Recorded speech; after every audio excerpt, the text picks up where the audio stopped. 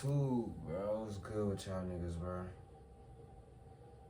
Hey, I was finna go to sleep. Boring! I just want my necklace is on Johnny Dang. Put my bitch on Johnny Dang. Fuck my bitch so good and now she talking like she Johnny Dang. Bitch, I'm perky activated. I don't feel.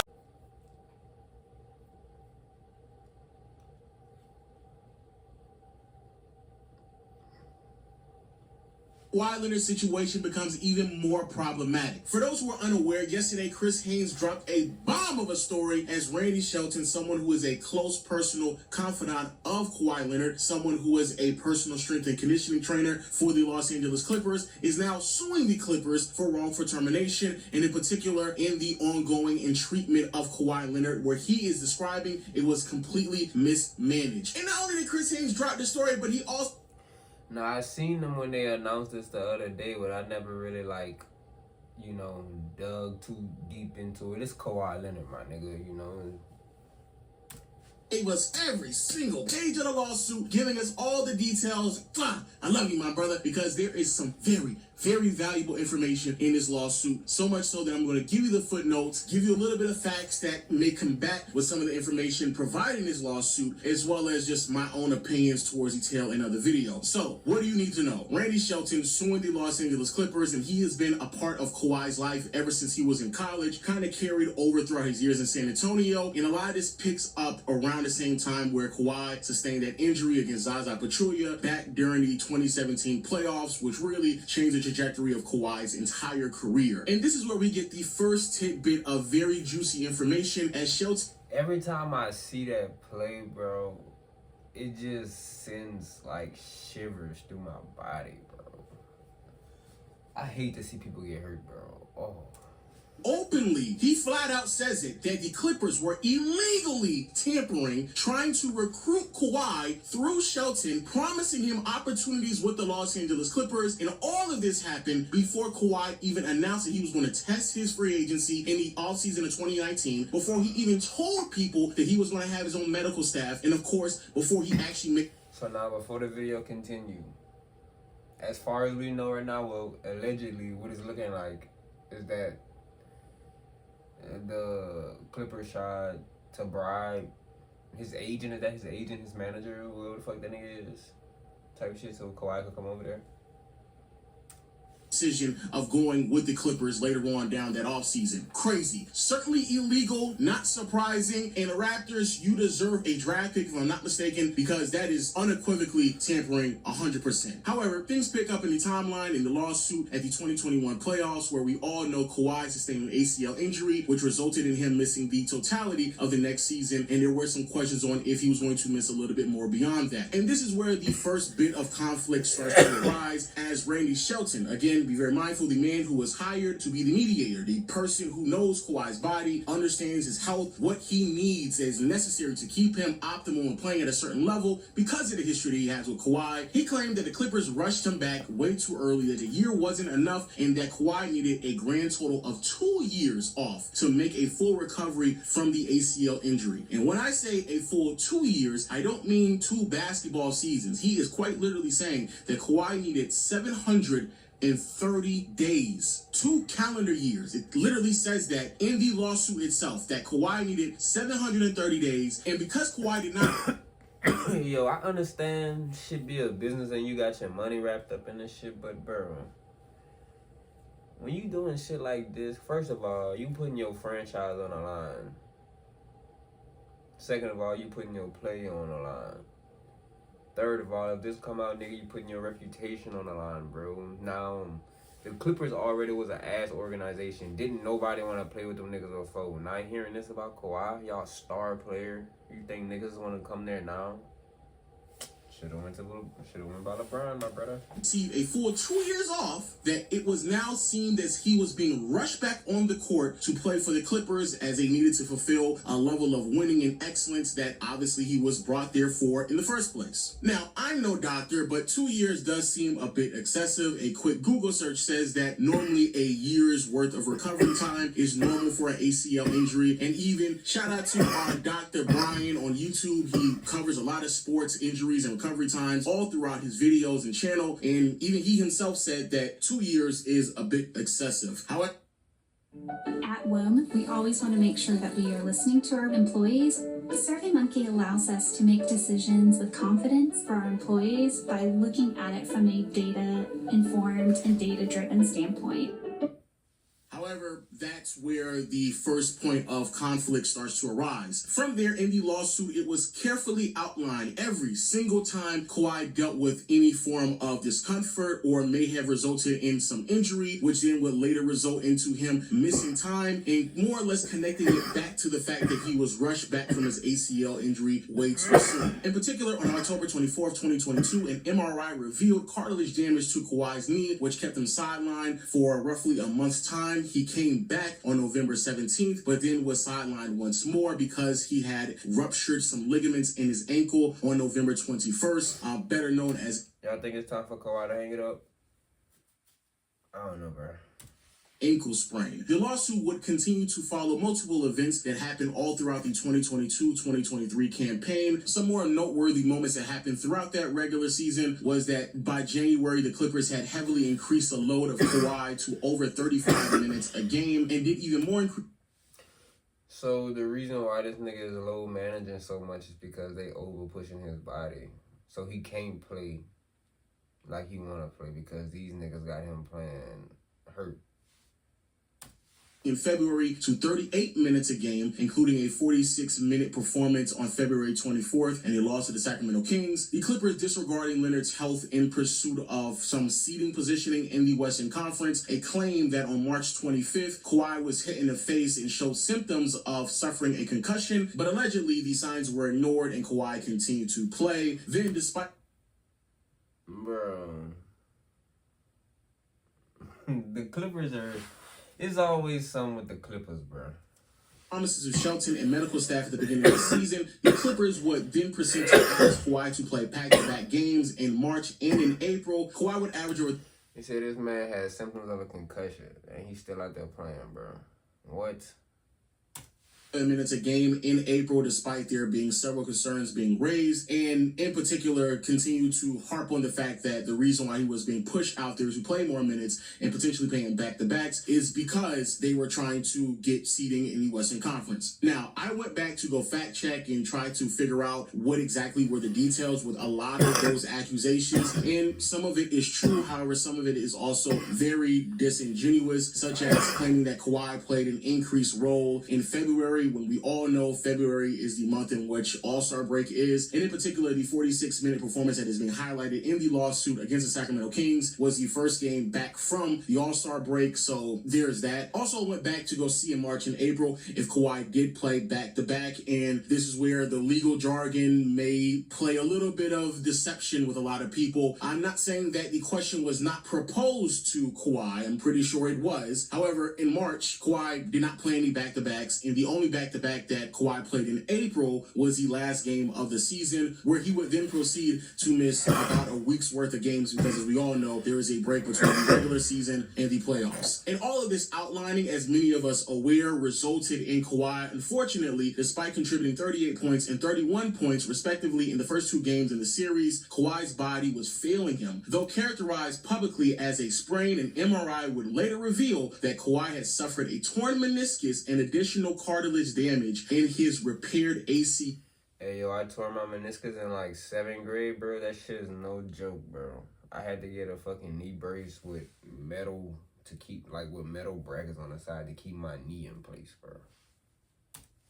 Which would end Kawhi's season and require additional surgery. Which, for the people out there who may be confused, again, this is all chronicalizing things that happened during the Your meniscus is like a little cushion under your kneecap, bro. I tore that bitch, bro. 3 campaign, and the injury in which he is referring to is after the Phoenix Suns series, where Kawhi only played 2 games and then missed the remainder of the series. And I think many people knew that the labeling of a sprain was very disingenuous because it didn't make any sense that if it was just a sprain, why he would miss the totality of that first round, especially when it was winnable, and then, as we all know, later revealed to be a torn meniscus. Also in the lawsuit, Shelton claims that a huge reason why a lot of these things happen is because the Clippers left him in the dark dark with a lot of very important and pivotal medical information, so much so that they actually hired someone else to kind of just do his job and replace him and just awkwardly push him over to the side where once more he was just left in the dark. And also alluded to the fact that a huge reason why Kawhi played so many games in the previous year, in which, for those who are unaware, he played 68 games in last year's regular season campaign, is because the Clippers were trying to push him out there as much as possible. So these are a lot, and I do mean a lot of allegations that are being put on the Clippers, some of which, again, legal jargon, you're trying to win over a lot of people, especially when you are leaking this type of documentation to the public. And so some of the wording is certainly a bit extreme. However, there are some concerns that are raised from the Clippers standpoint that is certainly understandable. In particular, if there were some real concerns that Kawhi sustained a concussion on March 25th and the Clippers didn't go through the protocol at all, that's pretty crazy. And also the concept that Kawhi was pushed out there and forced to play 68 games. It is crazy, bro. You damn near, you ruined somebody's career because y'all wanted to.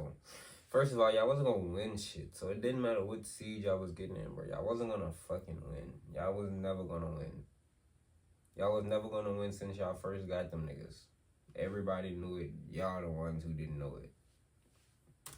Last year, which, in all honesty, as many people were watching him, certainly came across as odd for someone who was so precautious over the years to play that many games. Definitely didn't make that much sense and certainly raised some red flags. Many people just wrote it off as the new rule kicking in where you had to play a certain amount of games to qualify for All-NBA status, which would then increase the odds for Kawhi to receive as much money as possible. But again, certainly odd for Kawhi to play that many games. Now, with all that being said, where exactly do I fall in with all of this? On one hand, I want to be fair to Kawhi and say this. I don't know your body. It's your body. I believe many people, when discussing Kawhi, they're very disingenuous, very pushy, and I do believe when it comes to someone's health and well-being, a lot of people shouldn't have that much information and that much say-so on what a player has and has not done to properly prepare themselves. And from everything that I hear from trainers and players and just people who have been around Kawhi, he does the things that are necessary for him to be properly prepared for when the regular season comes, but his body just keeps failing him. And I do believe many people keep pushing this narrative that he's not trying enough or he's the worst superstar, when the truth of the matter is, in all honesty, bro, there are just some players who are not built to play basketball for an extended period of time. I truly need people to understand that human beings should not be 6'7", 6'8", 6'9", 7'3", whatever these players are, running and jumping up and down 40 plus minutes a night, and all the other practices that go along with it, the long nights, the excessive training. That's not normal. And I think more people need to recognize that. That's not excusing certain decisions that are being made, but the idea that Kawhi may not be trying hard enough to be out on the floor, I do believe it's not any one of ours business to make the decision for Kawhi on what he should or should not be doing with his body. It is his body. He makes that decision. As I go down this path of being Kawhi leaning, if you will, I'm going to say this. If these are all of the requirements for a team to be precaution for Kawhi Leonard to be on their team, this is pretty excessive. A 2-year period for an ACL recovery time is excessive. Having absolutely, positively no wiggle room on the type of back-to-backs that he can play, even if it comes at the end of the season, knowing that you have a week's worth of break until the playoffs, that is very excessive. Highlighting how you played a certain amount of minutes in a game coming off of the All-Star break all sounds very excessive. But if all of that is required for what Kawhi needs to do for him to be prepared and ready, fresh, and 100% healthy to go into the postseason, I'm starting to understand where a lot of people are coming from when they say this is, in all honesty, not worth it. Is Kawhi really worth all the headache of keeping him, especially if you had the decision to give him a contract, which they did way too early on? They should never have given him a contract in the middle of the season. What do y'all think was going to happen? Kawhi was going to just up and leave and go somewhere else? No, he's not. Who Kawhi Leonard is as a player, he knows for a fact. Whatever team he goes to has to accept everything that comes along with him. And of course, that does mean a player. I mean, I just feel like for Kawhi Leonard, oh shit, this shit busting me up. I just feel like for Kawhi Leonard, bro, a lot of them niggas is banking off what the fuck that nigga did with the Spurs in Toronto. Which, you know, understandable, but nigga, for 4-5 years, this nigga has not been available, bro. cut ties with that shit, bro. At his absolute best, his ceiling performs at levels in which can rival all-time greats. But if we're only getting that for a handful of games throughout an entire year, or you don't even know if he's going to be properly prepared or available for the postseason, again, I don't think there's that many teams lining up to sign Kawhi on their roster, especially to the tune of $45, $50 to potentially $60 million. So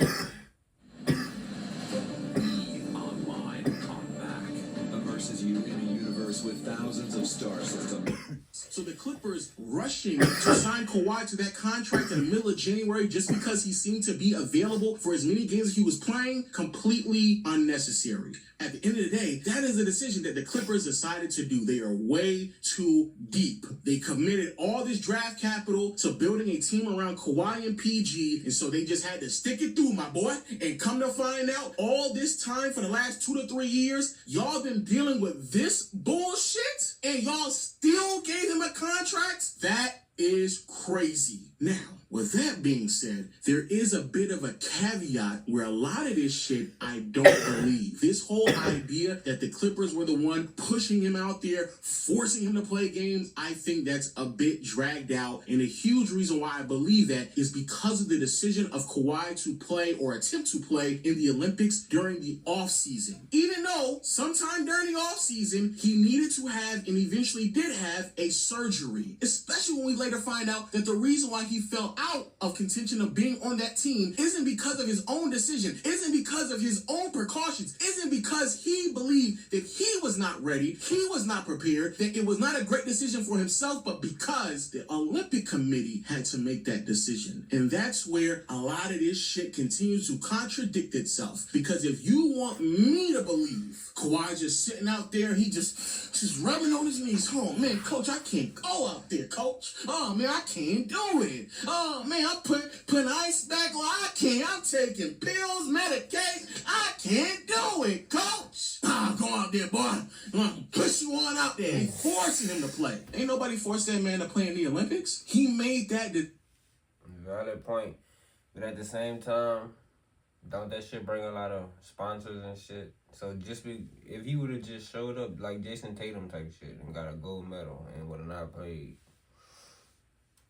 Himself. So all of this is all very, very interesting, even though, sure, you could certainly argue that some of the concerns raised in this lawsuit are credible and valid. I think what a lot of people are going to take away from this lawsuit is the big headache that has been Kawhi and his health and how to properly manage him over the course of his tenure with the Clippers, rather than feeling any sympathy for him at all, because some of this stuff does come across a bit unreasonable. But yo, let me know your thoughts in the comment section below. Hit the subscribe button, notification bell to be updated on more news being dropped on this channel. And until next time, I fuck with that video. Hey man, what y'all think, bro? Is the Kawhi hype over with, bro? Shit, niggas. Cause he still get paid like a max player, right? I mean, when healthy, it's like he's undeniable, but he's never healthy. But I feel like the minute an organization, I feel like that's what the Clippers feel. That's what the Clippers fear. Like the minute the minute they gonna give up on that nigga is the minute he gonna go somewhere and he gonna go crazy. Cause that's what like damn near the Spurs did. Anyway, if you like the video, like, comment, subscribe. Go check out this original video on Low channel, the Low post.